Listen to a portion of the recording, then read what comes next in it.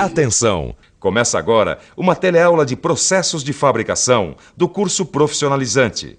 Você vai assistir a teleaula de número 29. Bons estudos!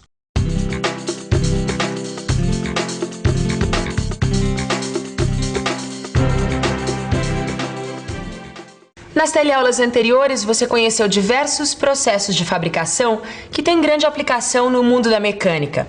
Conheceu algumas operações que só podem ser executadas com auxílio de máquinas, enquanto outras são totalmente manuais. Bom, hoje você vai entrar em contato com uma operação que, além da sua grande importância no universo da mecânica, é muito comum, sendo utilizada constantemente no nosso dia a dia. Além disso, é uma operação muito antiga. Os arqueólogos garantem mesmo que ela era usada há mais de 4.000 anos no Antigo Egito. Na teleaula de hoje você vai conhecer a furação. É uma operação de usinagem que se destina a abrir furos em peças. Vai conhecer também a ferramenta que permite a execução desses furos, a broca. E vai aprender a reconhecer os diversos tipos de brocas existentes e as suas utilizações. Você vai ver também que, apesar de ser uma operação comum, necessita que você possua conhecimentos tecnológicos específicos com relação às ferramentas e às máquinas utilizadas. Bom, por isso, muita atenção. A teleaula de hoje está começando.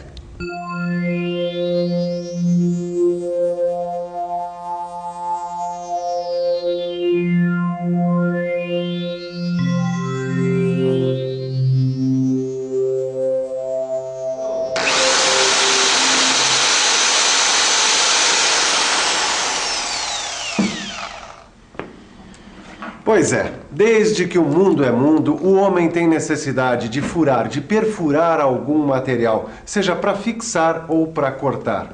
E quando eu estou dizendo desde que o mundo é mundo, eu não estou exagerando, nem um pouquinho. Os antigos egípcios, há mais de 4.000 anos, executavam essa operação quando precisavam cortar blocos de pedra. Eles abriam furos paralelos muito próximos uns dos outros com uma furadeira manual chamada de furadeira de arco. Por incrível que pareça, cá estou eu, 4.000 anos depois, fazendo furos na parede, numa operação muito semelhante. Bom, você pode alegar que eu estou usando equipamentos sofisticados, no que você tem toda a razão. Mas se você parar para pensar um pouco, vai ver que a operação é essencialmente a mesma. Ela consiste em abrir furos cilíndricos pela ação de uma ferramenta que gira sobre o seu eixo e penetra em uma superfície por meio de sua ponta cortante. Em outras palavras, eu e meu velho amigo egípcio fizemos uma furação. E no mundo da mecânica, a furação é uma operação de usinagem que tem por objetivo abrir furos em peças. Na verdade, ela é uma operação intermediária de preparação para outras operações, como alargar furos com acabamento preciso, serrar contornos internos e abrir roscas. E é isso o que eu estou fazendo aqui. Quer dizer, depois de ter colocado uma prateleira, eu estou abrindo furos nessa peça aqui. Quer dizer, hoje eu estou trabalhando o dia todo com brocas. Broca. A ferramenta que faz o trabalho de furação tem o nome de broca. Ela é a responsável pelo furo. Na execução do furo, a broca recebe um movimento de rotação, que produz o corte, e um movimento de avanço, responsável pela penetração da ferramenta. E na maioria das operações de furar que você vai encontrar na indústria mecânica, as brocas utilizadas são do mesmo tipo que você viu na furadeira do Ananias, ou mesmo parecidas com aquela que o dentista utiliza para cuidar dos seus dentes. Essa broca se chama broca helicoidal. A broca helicoidal é uma ferramenta de corte com uma forma cilíndrica que corta com as suas duas arestas cortantes, como se fosse um sistema de duas ferramentas, o que permite formar simultaneamente dois cavacos. Ela pode ser fabricada com aço rápido, aço carbono ou aço carbono com ponta de metal duro. A broca de aço rápido também pode ser revestida com nitreto de titânio, o que vai aumentar a sua vida útil porque diminui o esforço de corte, o calor gerado e o desgaste da ferramenta. Com isso, há uma melhora considerável no acabamento do furo, o que reflete no aumento da produtividade, uma vez que permite o trabalho com velocidades de corte maiores. A broca pode ser dividida em 3 partes. A haste, que é a parte que vai ser fixada a uma máquina. Dependendo do seu diâmetro ou do modo de fixação, a haste pode ser cilíndrica ou cônica. O corpo é a parte que serve de guia e corresponde ao comprimento útil da ferramenta. Tem geralmente 2 canais em forma de hélice espiralada. E a ponta é a extremidade cortante que recebe a afiação e onde se forma um ângulo que varia de acordo com o material a ser furado. Isso eu não entendi bem. Qual é a relação entre o ângulo de ponta e o material a ser furado? Ô Tito, o que é que caracteriza uma broca? Bom, as suas dimensões, o material que ela foi fabricada e, bom, esse ângulo de ponta que você me falou. Exatamente, mas uma broca tem 3 tipos de ângulos que você deve considerar. Tem o ângulo de hélice, que é indicado pela letra grega gama. Esse ângulo vai auxiliar no desprendimento do cavaco e no controle do acabamento do furo, assim como na sua profundidade. Para um material mais duro, o ângulo deve ser mais fechado, e para um material mais macio, o ângulo deve ser mais aberto. Repare que ele é formado pelo eixo da broca e a linha de inclinação da hélice. Depois você tem o ângulo de incidência ou folga, representado pela letra grega alfa. Sua função é reduzir o atrito entre a broca e a peça, o que vai facilitar a penetração da broca no material. Sua medida varia entre 6 e 15 graus. E do mesmo modo, ele deve ser determinado de acordo com o material a ser furado, ou seja, quanto mais duro o material, menor o ângulo de incidência. E finalmente o ângulo de ponta, que é representado pela letra grega sigma e que corresponde ao ângulo formado pelas arestas cortantes da broca. Também é determinado pela dureza do material a ser furado.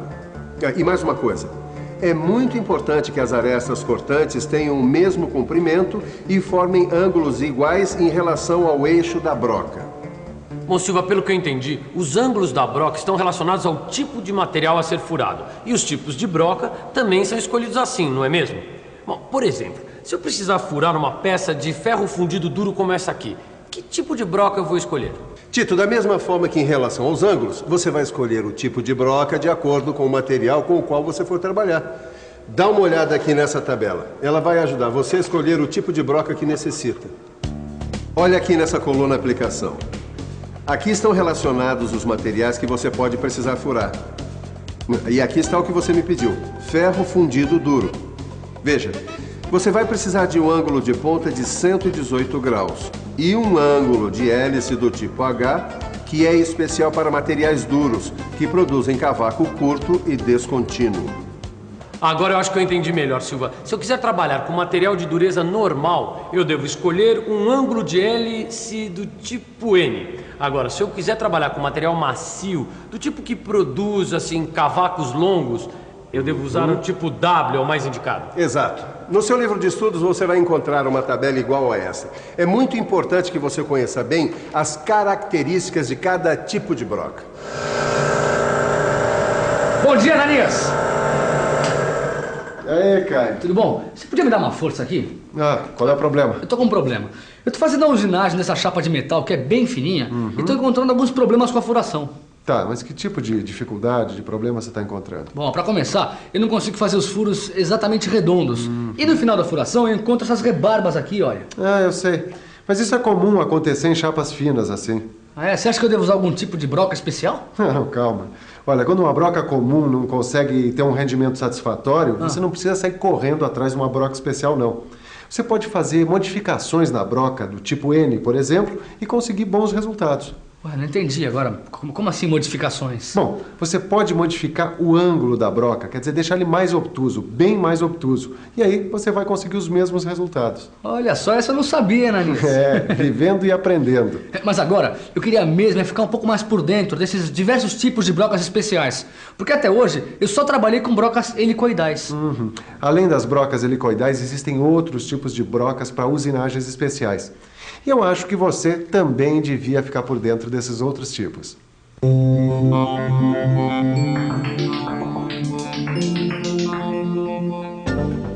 Uma dessas brocas especiais é a broca de centrar. Você vai utilizá-la quando precisar abrir um furo inicial, que servirá como guia no local do furo que será feito pela broca helicoidal. Além de furar, esta broca produz simultaneamente chanfros. Ela permite a execução de furos de centro nas peças que vão ser torneadas, fresadas ou retificadas. Esses furos vão permitir que a peça seja fixada por dispositivos especiais e tenha movimento giratório. Existe também a broca escalonada, ou múltipla, que serve para executar furos e rebaixos em uma única operação e é empregada geralmente em grande produção industrial. A broca canhão, ao contrário das outras, tem um único fio cortante. Você vai precisar dela quando tiver que executar um furo profundo de 10 a 100 vezes o seu diâmetro, onde não há possibilidade de usar brocas normais. Existe a broca com furo, para fluido de corte, usada quando a produção tiver que ser contínua, em alta velocidade e com furos profundos. Como você viu, existe uma grande variedade de brocas que se diferenciam pelo formato e pela aplicação. Olha, uma coisa importante para quem trabalha com essa operação é estar sempre consultando os catálogos de fabricantes. Eles são uma ótima fonte para adquirir informações detalhadas sobre as brocas que você viu nessa teleaula e muitas outras. Mas você também pode encontrar outros casos em que a broca comum não é indicada. Bom, aí você pode necessitar de um rebaixador ou de um escariador. Isso pode acontecer principalmente nas operações de montagem de máquinas, quando você precisar embutir parafusos que não devem ficar salientes. Ou nesse caso, você vai ter que usar uma ferramenta diferente, dependendo do tipo de rebaixo ou alojamento que você estiver fazendo. Se você precisar fazer um rebaixo cônico ou alojar um parafuso de cabeça escariada com fenda, vai usar o escariador. Essa ferramenta tem um ângulo de ponta que pode ser de 60, 90 ou 120 graus e o seu corpo pode ter um formato cilíndrico ou cônico. E quando você precisar executar um rebaixo cilíndrico, como por exemplo, alojar um parafuso do tipo Allen com cabeça, vai precisar de um rebaixador cilíndrico com guia. Mas nos dois casos, deve-se antes fazer um furo com a broca. Escariadores, rebaixadores. Olha, eu acabei aprendendo mais do que eu esperava com essa visitinha de hoje aqui na oficina, hein, Ananias? Ótimo, eu fico contente de poder passar adiante tudo o que eu aprendi. Mas agora, que tal me dar uma mãozinha ali na furadeira? Ah, é pra já, Ananias. Enquanto isso, que tal se você ficar com a revisão? E atenção, se liga aí que é hora da revisão. Na teleaula de hoje, você aprendeu sobre uma operação usada pelo homem há mais de 4.000 anos, a furação. Viu que esta é uma operação de usinagem destinada a abrir furos em peças e que esses furos são feitos através de uma ferramenta conhecida como broca. Aprendeu que a maioria das operações de furar existentes na indústria mecânica utilizam um tipo de broca conhecido como broca helicoidal. Viu as partes principais das brocas e quais os seus principais ângulos.